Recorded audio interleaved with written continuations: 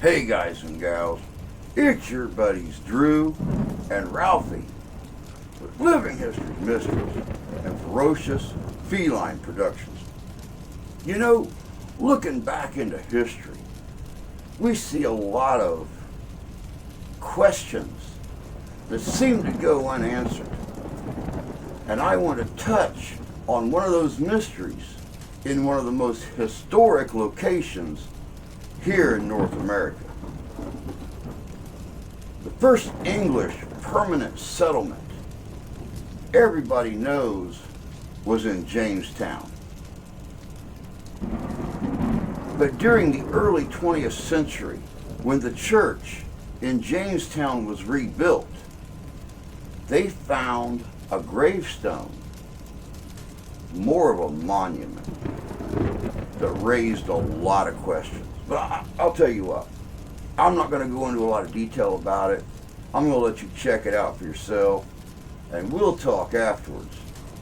Like I said, there's a lot of mystery in our history, and this is a good one.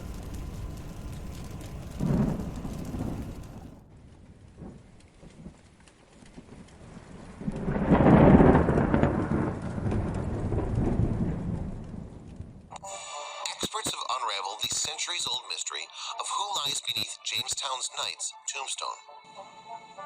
The archaeologists carefully lifted and moved the 1,200-pound gravestone, which was 4 centuries old.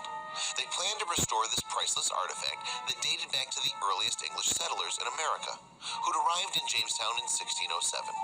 And they hoped to find out who exactly had been buried beneath the stone, an unsolved mystery that had perplexed historians for decades. If you paid attention in English class, you'd know that Jamestown in Virginia was the first permanent English settlement in North America. The Virginia Company of London founded the colony in 1607, naming it James Fort. Archaeologist William Kelso, an expert on Jamestown, told Slate that the settlement is where the British Empire began.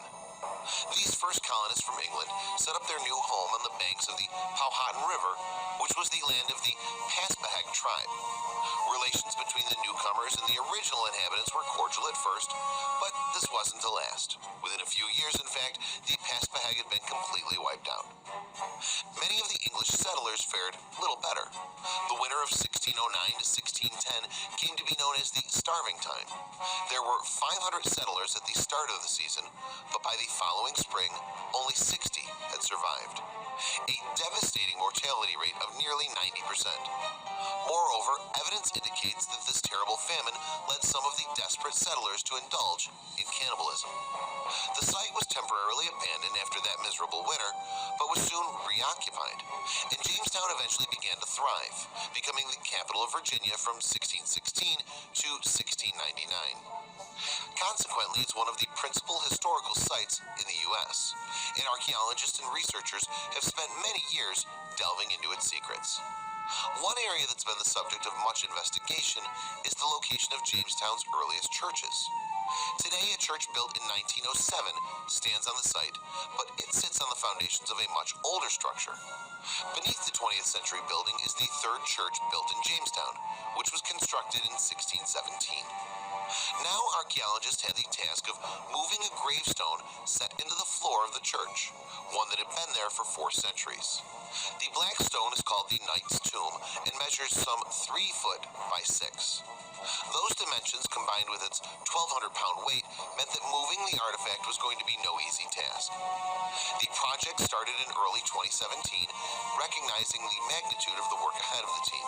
Michael Levin, a Preservation Virginia archaeologist, told the Williamsburg Yorktown Daily, "This is kind of out of the realm of what we in the Conservation Department are doing.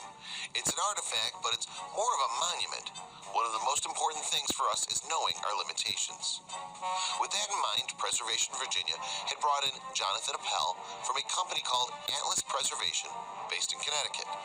This firm had participated in other projects involving monumental stones and had the necessary expertise for the Jamestown assignment.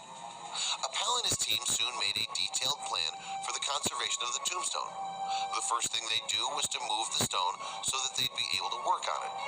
At some point in its past, the artifact had been broken into a number of pieces, so shifting it would be a delicate task. The stone was set in cement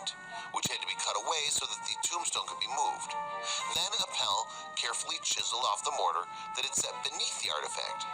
Next, the separate pieces of the tombstone could be lifted away, with the largest piece necessitating the use of a specially constructed rig. Mary Anna Hartley, a Preservation Virginia field supervisor, told the Williamsburg Yorktown Daily, "It took a lot of muscling and time and wedging and prying to slowly move it up the ramp. Each of the pieces was light enough for 1 or 2 people to lift it into the cart, except that last part took about 5. Watched by 100 specially invited onlookers, the process of moving the stone worked out just as planned. It was a little tense. I was definitely sweating," Appel admitted. "It was a pretty intense short period. It was a complete success. I didn't see any one moment where it was really scary." The knight's tombstone had last been conserved in the early 20th century, and much of the work that would now be done actually involved undoing that earlier restoration. "Their techniques then leave a lot to be desired now," Appel explained. "They used a lot of really hard cement, which is really hard to remove. It's very hard to reverse. Once all the old cement is removed, the stone will be put back together using a specially mixed mortar with a custom pigmentation. We're always trying to do things that are possible to redo later," Appel pointed out. "If someone comes back to this and there are issues in another 100 years, we don't want to make it so that it's impossible to do something to this tombstone again. It's going to be, in theory, reversible, which is an important tenet of historic preservation."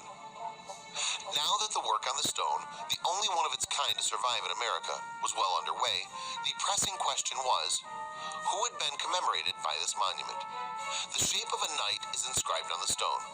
Preservation Virginia's Hayden Bassett said that kind of limits the pool of individuals in early Virginia who could be buried there. It's limited to which knights died in Virginia in the first half of the 17th century. Preservation Virginia's research led them to narrow the field of plausible candidates down to just 2 individuals, and both of them had been colonial governors. The first was Baron de Loire, Thomas West. The other was Sir George Yeardley. West gave the de Loire part of his name to the state of Delaware. He died at sea in 1618 while he was returning to Virginia from England.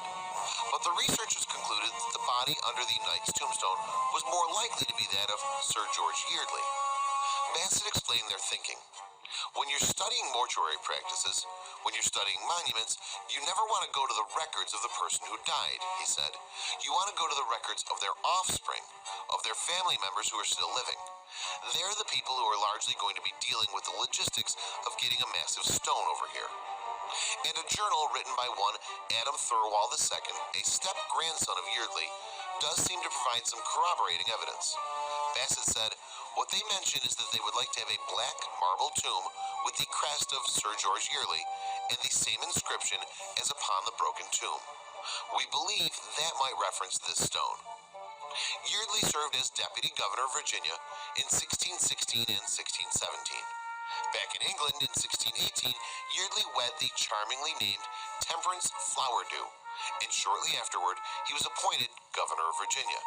He died at Jamestown in 1627, and it's now believed was buried under the knight's tombstone. Welcome back. You know, it's like I said in the beginning, there's a lot of mystery in our history.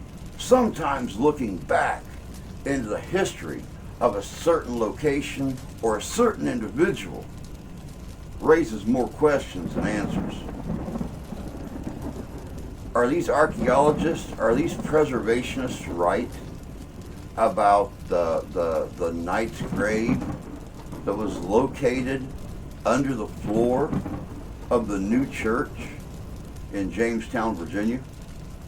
Was it truly one of the governors of Virginia, or was it somebody else entirely?